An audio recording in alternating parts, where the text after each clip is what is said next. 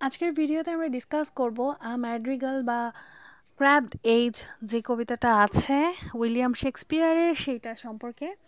আজকে আমরা এটাকে লাইন বাই লাইন এক্সপ্লেনেশন করব এবং জানবো এইটাতে কি কি লিটারারি ডিভাইস ইউজ হয়েছে, এটার হিডেন মিনিং কি এবং এর সামারি, টোন, থিম সবকিছু জানবো।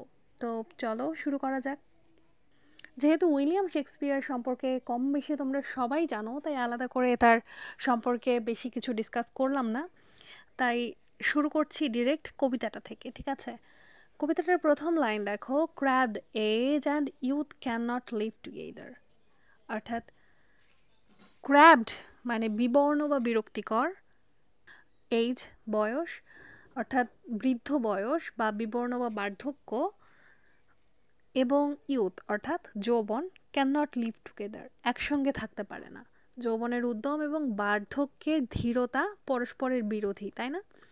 অর্থাৎ তুমি একই সময়ে তুমি বুড়ো এবং যৌবন একসাথে থাকতে পারবে না, তোমাকে হয় বুড়ো হতে হবে নয় ইয়াং থাকতে হবে। এটাই বুঝিয়েছে যে বিবর্ণ বার্ধক্য এবং উচ্ছল যৌবন একসঙ্গে থাকতে পারে না। এখানে লিটারি ডিভাইস হিসেবে আমরা দেখতে পাই কন্ট্রাস্টকে, তাই না?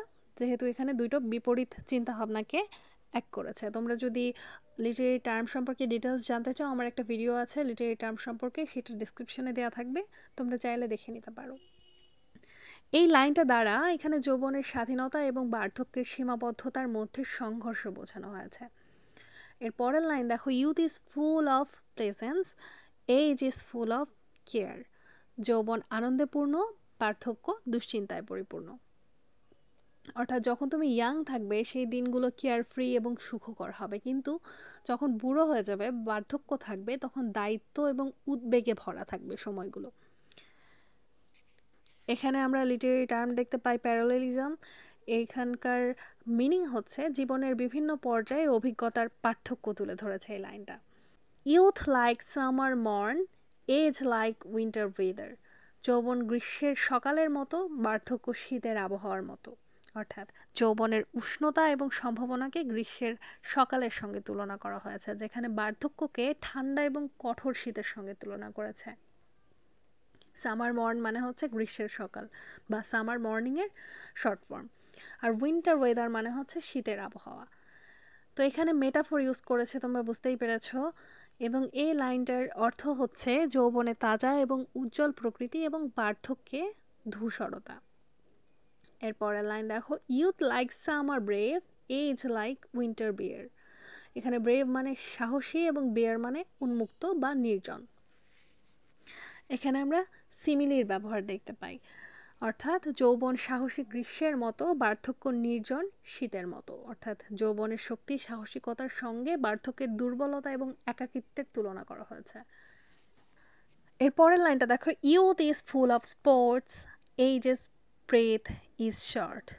Youth is nimble, age is lame. Sport মানে খেলা, নিমেল মানে চটপটে, লেম মানে অক্ষম। অর্থাৎ যৌবন খেলার আনন্দে ভরা, বার্ধক্যের শ্বাস ছোট হয়ে আসে। যৌবন দ্রুতগামী, বার্ধক্য অবশ। অর্থাৎ যৌবনের চঞ্চলতা এবং বার্ধক্যের স্থবিরতা প্রকাশ করা হয়েছে এখানে।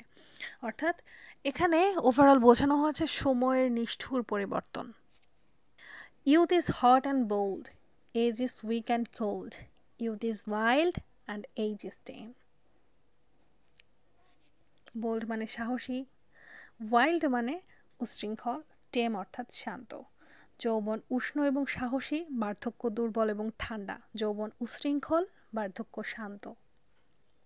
এখানে যৌবনের প্রাণশক্তি এবং বার্ধক্যের নির্জীবতাকে তুলে ধরা হয়েছে। এখানে আমরা দেখতে পাই লিটারি টার্মের ব্যবহার, এখানে স্নায়িকতা এবং প্যারালেলিজমের ব্যবহার দেখতে পাই আমরা। পরের লাইনটা দেখো, age I do abhor thee, youth I do adore thee. Abhor অর্থাৎ ঘৃণা করা, অ্যাডোর অর্থাৎ ভালোবাসা। বার্ধক্য আমি তোমাকে ঘৃণা করি, যৌবন আমি তোমাকে ভালোবাসি। কবি বার্ধক্যের দুঃখ এবং যৌবনের সুখকে ব্যক্তিগতভাবে অনুভব করেন। এখানে আমরা দেখতে পাই ডাইরেক্ট অ্যাড্রেস দেখানো হয়েছে, অর্থাৎ এখানে অ্যাড্রেস ইউজ করা হয়েছে, ঠিক আছে, লিটারি টার্ম হিসেবে। এখানে বুঝিয়েছে জীবনের একটি সময়কাল অন্যটির তুলনায় বেশি আরাধ্য বা প্রিয়, লোকপ্রিয়। পরের লাইনটা দেখো, O my love is young age I do defy thee, defy অর্থাৎ অস্বীকার করা। ও আমার প্রিয়, আমার ভালোবাসা তরুণ, বার্ধক্য আমি তোমাকে অস্বীকার করি। কবি নিজের ভালোবাসাকে যৌবনের প্রতীক হিসেবে বর্ণনা করেন এবং বার্ধক্যকে করেন প্রত্যাখ্যান। এখানে আমরা দেখতে পাই লিটারেরি ডিভাইসে সিম্বল বা প্রতীকের ব্যবহার।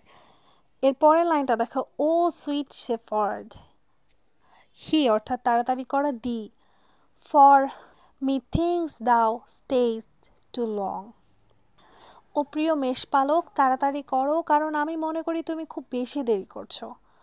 এখানে প্রিয়জনকে আহ্বান জানিয়ে যৌবনের আনন্দকে উপভোগ করার আকুলতা জানিয়েছেন কবি। এখানে মেটাফর এবং রোমান্টিক ইমেজারি ইউজ করা হয়েছে। এখানে তিনি যৌবনের আনন্দময় সময়কে নষ্ট না করার তাগিদ দিয়েছেন এবং এই লাইনটার সাথেই কবিতাটা শেষ হয়ে যায়। কবিতাটা যৌবন ও বার্ধক্যের মধ্যে পার্থক্য তুলে ধরে। এখানে যৌবনকে গ্রীষ্মের মতো প্রাণবন্ত এবং বার্ধক্যকে শীতের মতো প্রাণ দেখানো হয়েছে। কবি এখানে ইয়ুথকে ভালোবাসেন এবং বার্ধক্যকে ঘৃণা করেন। কবিতাটি জীবন ধারণের গতিময়তা এবং সময়ের অপরিবর্তনীয় পরিবর্তন নিয়ে রচিত। এই কবিতার টোন হচ্ছে সেলিব্রেটরি, তারপরে ডিসডেইনফুল, রোমান্টিক, আর্জেন্ট ইত্যাদি।